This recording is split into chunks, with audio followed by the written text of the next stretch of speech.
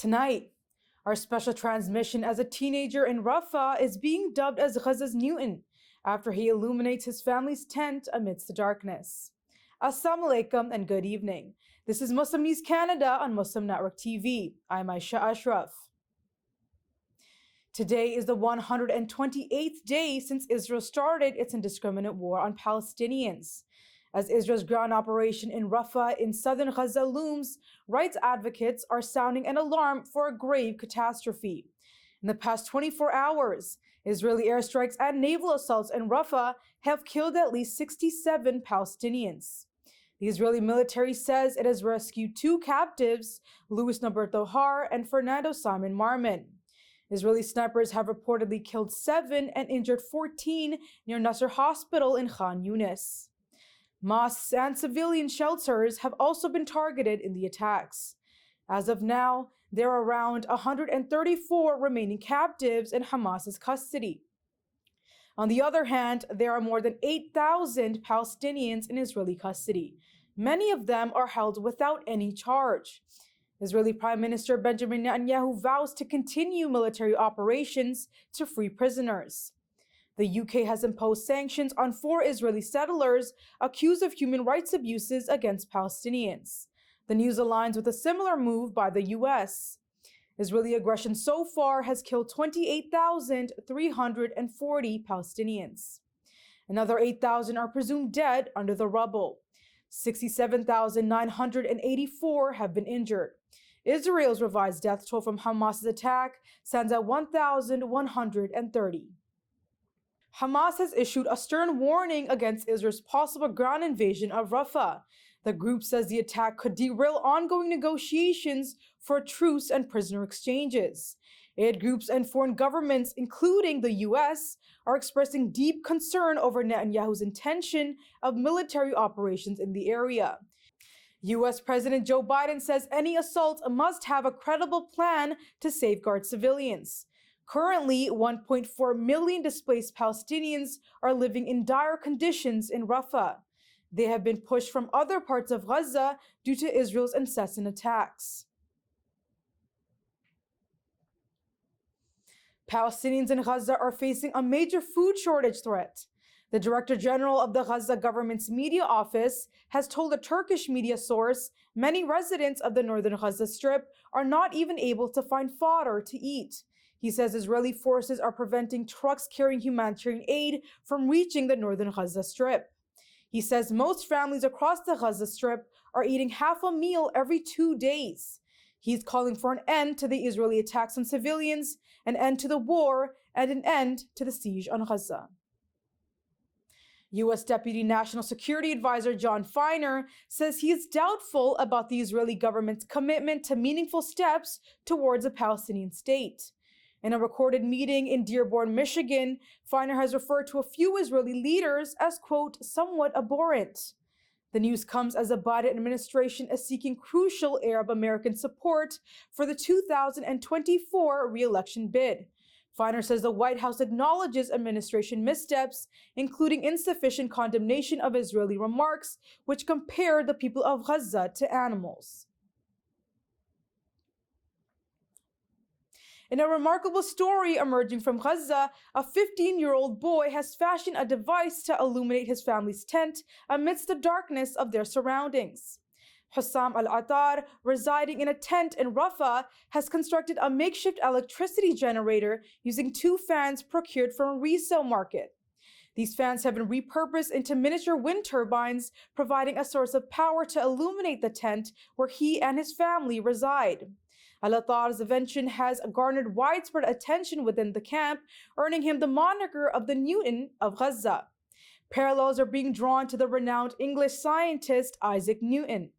The comparison stems from Newton's groundbreaking discoveries in physics, mathematics, and astronomy centuries ago. Al-Attar has told Reuters news agency that Newton's discoveries came after an apple fell on his head. He says Palestinians are living in darkness with rockets falling on them. He says amidst the tragedy, he thought of creating light and was successful in doing so. Al-Attar says he is happy to be referred to as Gazas Newton. He says he will contribute to the betterment of not only his community, but the world at large.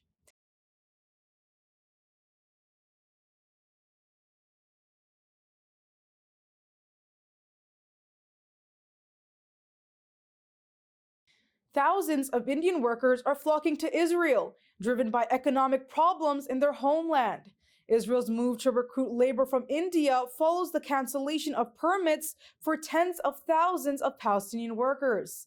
Despite criticism from Indian trade unions, the recruitment continues. The recruitment is expected to spread to at least 5 more Indian states in the coming days and weeks. The Israeli government says it will recruit 65,000 foreign workers from India, Sri Lanka, and Uzbekistan to replace the Palestinian workforce. The move is fueling suspicions of complicity in the Palestinian crisis. Experts say the scenes of queues outside recruitment centers in India are in contrast to the government's promises of economic prosperity. Last month, at the World Economic Forum in Davos, Switzerland, the Indian government claimed that the country was on its way to become the 3rd largest economy in the world. Critics argue that while the Indian economy is growing, workers' wages are stagnating, leading to widespread unemployment and poverty. They condemn the government's role in sending workers to a war zone. Recently, Israel's relations with India have deepened. The two countries are engaged in arms trade and several economic projects. Human rights advocates and civil society groups are urging Canadian Prime Minister Justin Trudeau's government to halt arms exports to Israel. They are citing concerns over potential violations of international law amid the deadly bombardment of Gaza. Global Affairs Canada says the country has not issued permits for lethal weapon systems to Israel for over 30 years. It says the permits, which have been granted since October 7th for the export, are of non-lethal equipment. However, advocates say this misrepresents the total volume of Canada's military exports to Israel. According to the government's own figures, more than $15 million of exports have been made to Israel in 2022. Regulatory loopholes and lack of transparency complicate efforts to hold the government accountable. Kelsey Gallagher, a researcher at a Peace Research Institute, says while Canada may not transfer full weapon systems to Israel, the two countries enjoy a consistent arms trade relationship. Canada is a member of the Arms Trade Treaty. It is a UN pact that bans arms transfers if states have knowledge the weapons could be used in genocide, crimes against humanity, war crimes, and other violations of international law. Advocates say there is a possibility that Canadian military components reach Israel indirectly through the United States. They are warning of legal action if exports continue. Toronto police have charged a 49-year-old man with an alleged hate-motivated robbery in Scarborough, Ontario. Police say the accused robbed a store Sunday afternoon. He began making anti-Muslim remarks to a clerk. He was then approached by a customer who asked him to stop. Police say the man began making anti-Muslim remarks to the customer before assaulting her, causing her to fall to the ground. He then grabbed her cell phone and fled the store. Police say they have identified and arrested a suspect. He is charged with 2 counts of robbery with violence and 2 counts of possession of criminally obtained property valued at less than $5,000.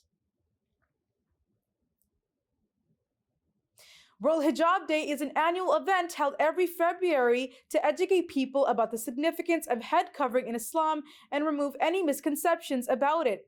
Nazma Khan, a Bangladesh-born U.S. resident, instituted the day in 2013. Khan says the day is meant to empower women to choose modesty and freely express their religious beliefs. ICNA Sisters Canada organized a Hijab Day event in the Greater Toronto area by setting up a dawah booth in 2 malls in Scarborough, Ontario. ICNA, or the Islamic Circle of North America, is a registered charitable organization in Canada. Women from other faiths were invited to try the hijab. Both men and women were educated about hijab and its significance in Islam. The visitors took part in games and were photographed. The group also organized presentations titled Hijabi Trial in different schools across the Greater Toronto area. The group visited schools in Scarborough, Mississauga, Brampton, as well as Toronto Metropolitan University. ICNA Sisters says the events are a call to Canadians to embrace the traditional Muslim head covering and foster understanding about its significance. Thank you for watching. Our news is produced by Muslim Network TV, which is a not-for-profit organization. We need your support for donations. Please scan the QR code on our broadcast or visit muslimnetwork.tv to donate now, so we can continue to amplify the voices of Muslims in Canada and abroad.